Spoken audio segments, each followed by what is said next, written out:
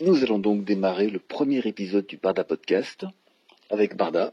Bonjour, c'est Barda. Et Ben. Le premier sujet d'aujourd'hui, c'est très simple. J'ai sorti une image que j'ai mise sous le nez de Barda pour le faire réagir. Cette image, elle sera en copie peut-être. Oui. Et c'est celle de la couverture du premier livre de science-fiction que j'ai lu il y a au moins 40 ans, qui s'appelle « À la poursuite des slans ». Devant Vogt. Parce que il s'est avéré qu'il m'a posé ça sous le nez et que, effectivement, mon Ben, c'est exactement par là que j'ai commencé aussi. C'est très curieux, ça, le fait de revenir, on se connaissait absolument pas à l'époque, et en fait d'arriver au fait que on a lu le même bouquin qui nous a emmené à lire énormément de livres de SF. Et sans doute à la même époque. À la même époque. Juste pour nous cadrer, on est tous les deux quinquas ou presque, Ouais. avec un gros background de lecteur de science-fiction. Et on se connaît réellement depuis une dizaine d'années. Voilà. Et on échange réellement depuis quelques secondes. Oui. Parce qu'on a rarement eu le temps de le faire.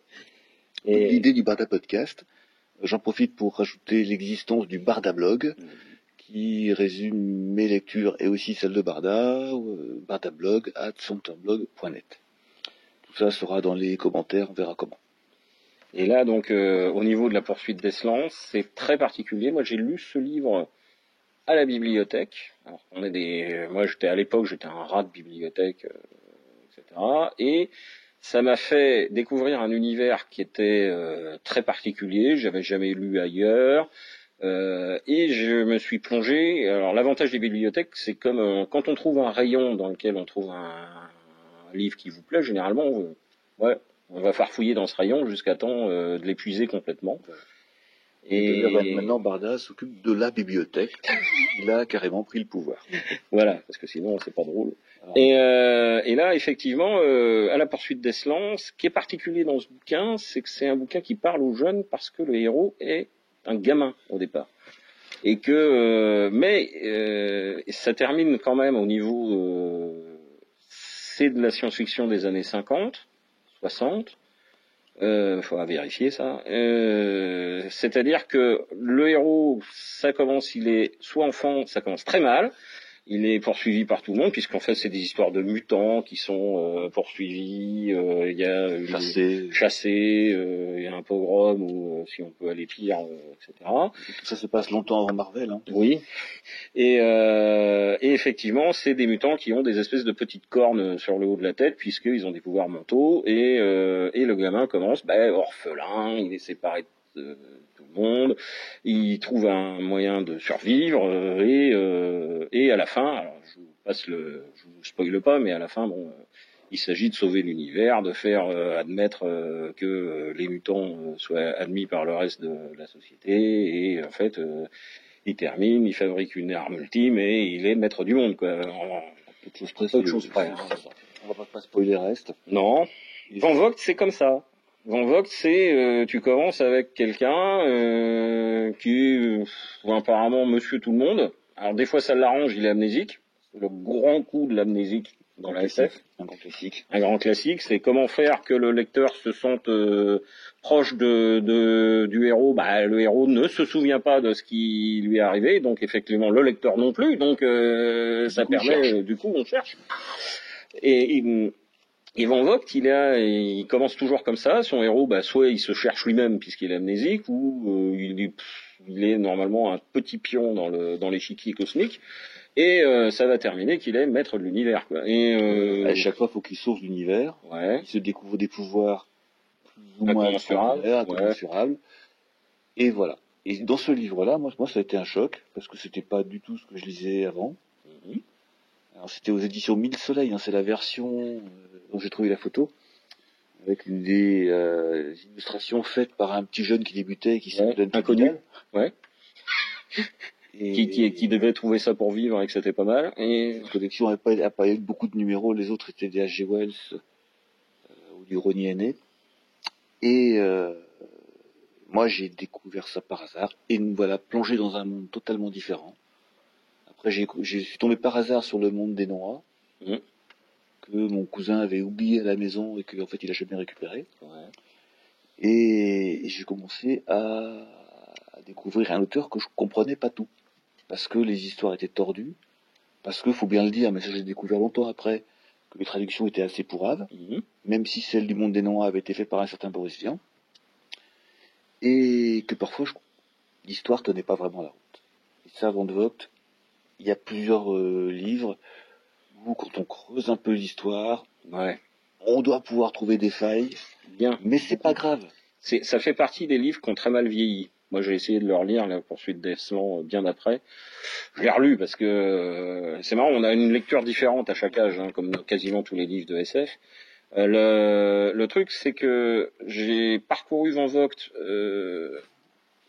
En fait, je me suis attaché à l'auteur. Donc, j'en ai lu pas mal.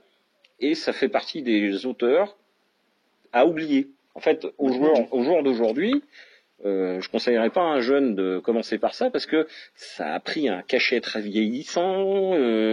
On voit les ficelles un peu qui débordent du scénario. Ça se répète. Il en a écrit beaucoup.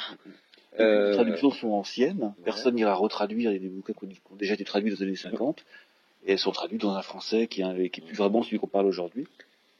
Et moi, c'est vrai qu'à cette époque, j'ai aussi fait une fixette sur Van Vogt et que j'en ai acheté pas mal. Et j'en ai encore une partie que j'ai conservée malgré tout. Et des fois, faut bien reconnaître qu'on comprenait pas l'histoire. On comprenait pas pourquoi à la fin le héros se retrouvait vainqueur. C'est comme dans du Doc Smith. C'est comme du Doc Smith, qui est vraiment encore l'étape d'avant, où les extraterrestres sont forcément méchants et cailleux verts, et ils arrivent, ils foutent la pâtée à notre flotte spatiale, et nous, on met les scientifiques et une grosse équipe de héros sur l'affaire. Ils trouvent l'arme ultime, qui est ultime à chaque roman. Entre-temps, ils ont construit une flotte encore plus grosse.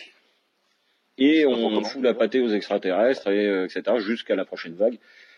La seule variation d'un volume à l'autre était que la taille de la flotte adverse grossissait.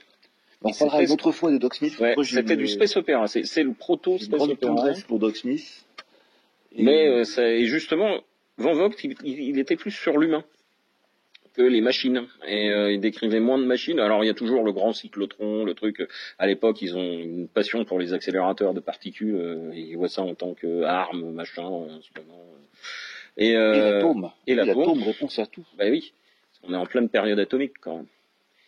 Et après donc Van Vogt, on passe par du classique, Asimov. C'était une porte d'entrée. Une porte d'entrée, ouais. Et, alors ce qu'il faut quand même dire, c'est que ce qui caractérise la science-fiction à l'époque et maintenant toujours, c'est que on place le lecteur dans une situation compliquée qu'il ne peut pas appréhender dès les premières lignes.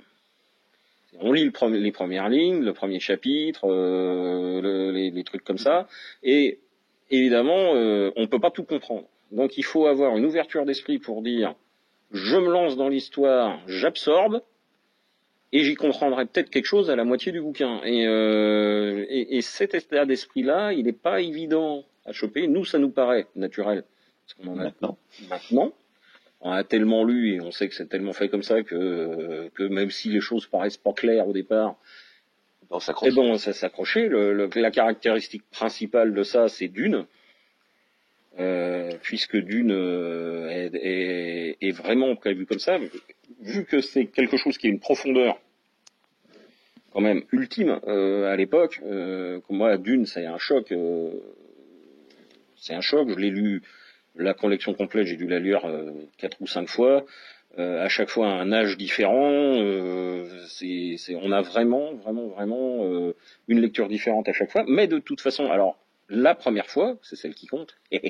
On est perdu. Quand on commence Dune, on se dit où est-ce qu'ils sont, qu'est-ce qu'ils font, comment c'est organisé. Et en fait, il faut vraiment quasiment finir le premier tome ou faire les 3/4 du premier tome pour y comprendre quelque chose. Mais Dune, faudra y revenir. On y reviendra, c'est un monument. Aujourd'hui, on ne fait que démarrer ce podcast qui deviendra ce qu'il deviendra. Et on commence avec Van Vogt parce que c'est aussi notre entrée dans la science-fiction. Van Vogt, il a fait aussi des récits post-apocalyptiques avec le sorcier de Lynn. Oui.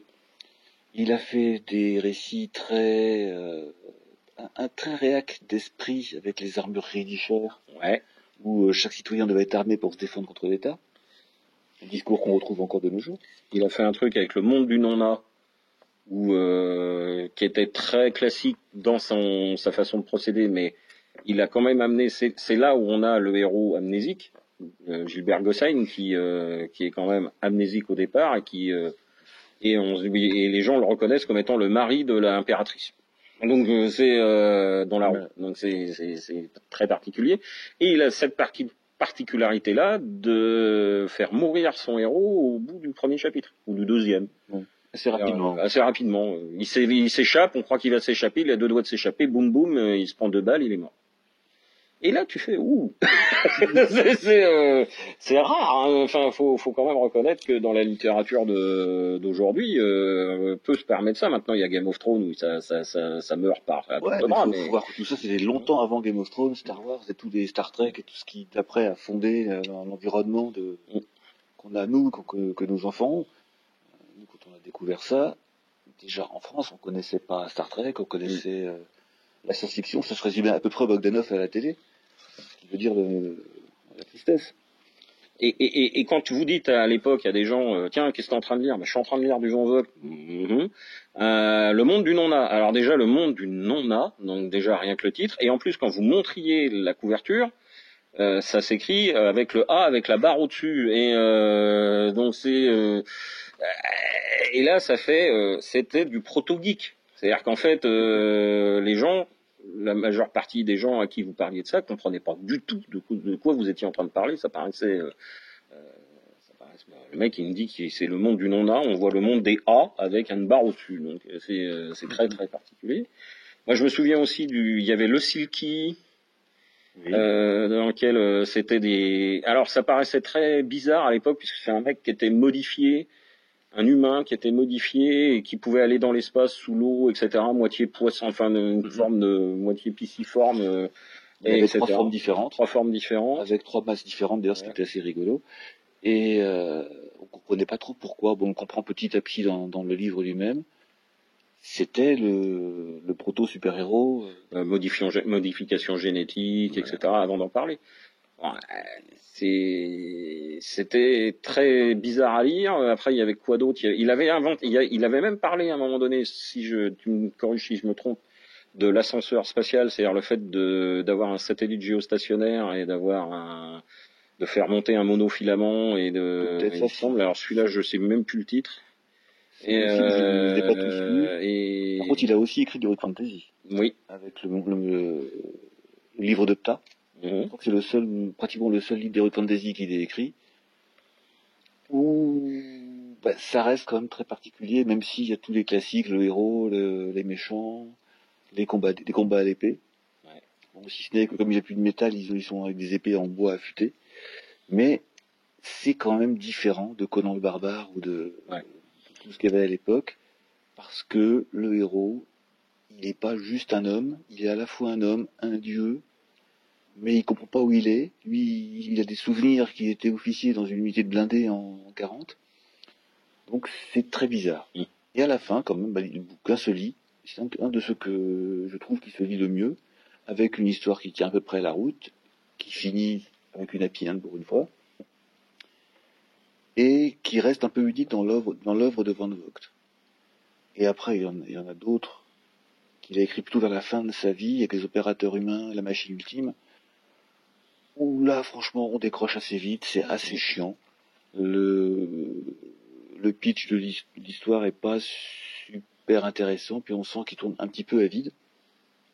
Il y en avait un qui s'appelle, je sais plus quel est le titre exact du livre, mais qui m'avait bien plu parce que les personnages qui vivaient sur Terre, je pense, étaient surveillés par des ordinateurs qui surveillent leur état d'esprit, et dès qu'ils commencent à s'énerver, à balancer un coup de paralysant pour les endormir. C'est les ordinateurs Kirlian, je me souviens. Et ça, j'ai utilisé ça plein de fois. Alors, Barda et moi, on est aussi pas mal dans les jeux de rôle, où on était quand on était jeunes, et fringants. Et donc, cette idée d'ordinateur qui éteignait les gens énervés, ça me plaisait bien. Et surtout qu'à l'époque, il n'y a pas d'internet, il n'y a pas d'ordinateur chez les gens. Les ordinateurs, c'est dans des salles immenses, climatisées, avec quand vous les voyez à la télé, les gens ils rentrent dans une salle, il y a des bandes magnétiques qui tournent, et voilà quoi, c'est ça un ordinateur. Et le truc c'est marrant parce que dans les deux auteurs, il y a du Van Vogt et du Clarke, Arthur C. Clarke à l'époque, puisque c'est là où je commence aussi à lire 2001, l'Odyssée de l'espace, qui est en fait, c'est plutôt le livre tiré pas du film, qui était tiré lui-même d'une nouvelle de Clarke au départ. Et ça, et j'ai tendance même à mélanger les deux. C'est-à-dire qu'en fait, c'est deux styles littéraires différents, mais alors au niveau de leur vie. Parce que je sais qu'il y en a un des deux, voire les deux, qui était accoquiné avec le début de la scientologie. Donc, c'est peut-être Van Vogt. Je crois que c'est Van Vogt. Il était dans les groupes avec, comment il s'appelait, Hubbard. Et Hubbard qui commence son truc, qui commence à faire des séances avec les fameuses machines pour mesurer l'énergie, machin, etc. Donc le début de la sciento. Et Van Vogt, au début, il est partant dans ce système-là parce que, et en fait, c'est quand ça dérive côté scientologue, secte, etc., qu'il prend ses distances. Il n'est pas resté. Parce que effectivement, Hubbard continue, il voit le pouvoir que ça lui amène, etc. En vrai. Alors que Hubbard, qui était à la base un auteur de science-fiction, qui a écrit des livres assez simplistes, avec les bons humains contre les méchants extraterrestres, qui se laissent lire. J'en ai quelques-uns. Oui, à l'ancienne quoi. À l'ancienne, mais c'est très démodé quoi. Moi vois, moi tu. Il y a un humain, je sors ma Thompson et je le liquide. Il y a un extraterrestre qui arrive, je sors aussi ma Thompson et je le liquide aussi. Donc, les méchants humains, les méchants extraterrestres. Et il y a des méchants russes, il y a des pas du tout. Et donc, pour en revenir à Van Vogt, et puis à Clarke aussi, si tu veux, mais on en reparlera de Clarke, parce que Clarke aussi, c'est un monument, un des fondements de la culture de science-fiction. Mais Van Vogt, maintenant, je suis d'accord avec Bartha, d'ailleurs cette chronique devait s'appeler Pourquoi il ne faut plus lire Van Vogt. Pourquoi il ne faut pas relire Van Vogt. Parce que déjà on est déçus.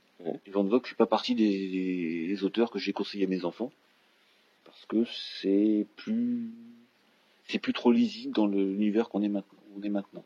Les traductions sont un peu surannées, les histoires tiennent pas toujours bien debout. Moi, je dois avouer que j'ai essayé. J'ai essayé de faire lire À la poursuite d'Eslan à ma fille. Ce sont peut-être de ça que je conseillerais. Et ça n'a pas marché réellement. Je suis pas sûr qu'elle soit allée au bout. Et donc j'ai eu un peu peur d'avoir gâché un peu le truc. Mais donc ça fait partie des livres sur lesquels on a un souvenir impérissable, puisqu'on est capable d'en parler là depuis. Alors qu'on les a pas lus depuis 40 ans. Alors qu'on les a pas ouverts depuis 40 ans. C'est quelque chose qui nous a marqué à l'époque, puisqu'on était gamin, et qu'on est 40 ans après encore en train d'en parler. Il y a des histoires, des choses, des concepts qui étaient très intéressants.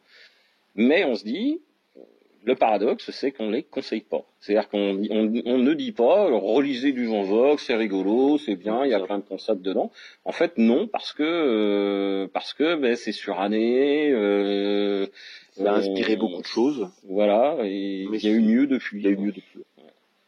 Mais ça reste un peu le charme des premières découvertes, parce que il n'y a rien à faire. La première fois quand on lit un livre, on a ce sentiment de découverte d'un univers totalement inconnu, etc. Et là, c'est Van Vogt qui nous rappelle ça. Et c'est assez rigolo que tu m'aies sorti la couverture juste maintenant. Et on n'en avait jamais parlé. On ne savait pas qu'on avait lu ce bouquin tous les deux à peu près au même moment, à la même époque.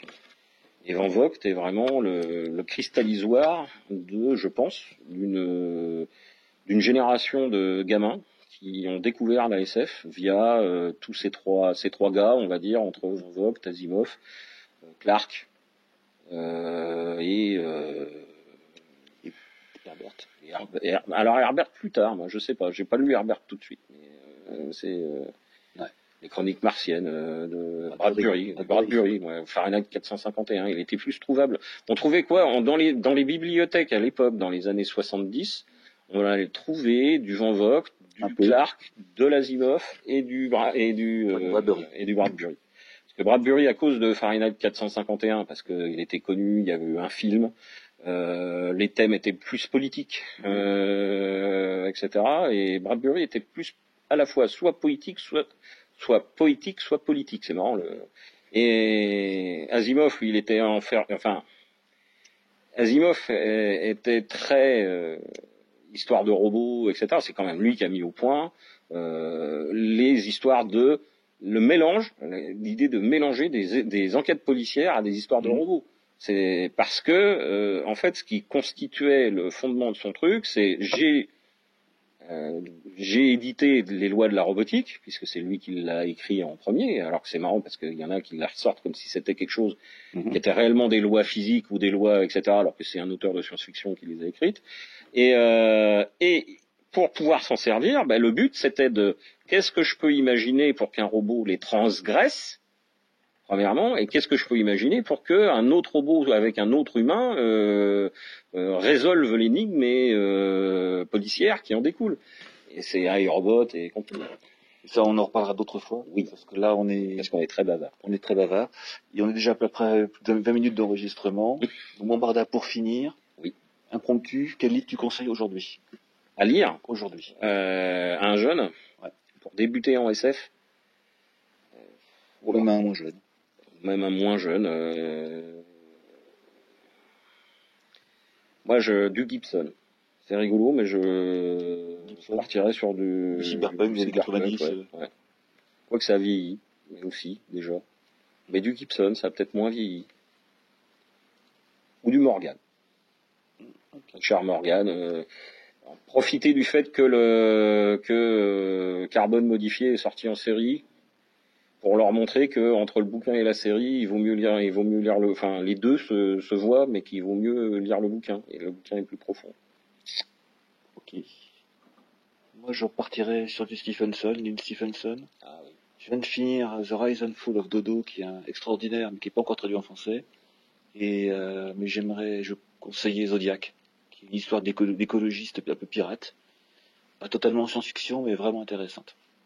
Le truc du samouraï. Ou le truc, le samouraï virtuel, donc Crash en anglais, qui est aussi un bon moment de lecture.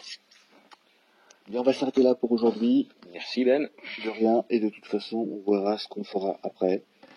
Et on va continuer ce Barda podcast bientôt. Oui. Allez. Merci. Merci à tous. À plus.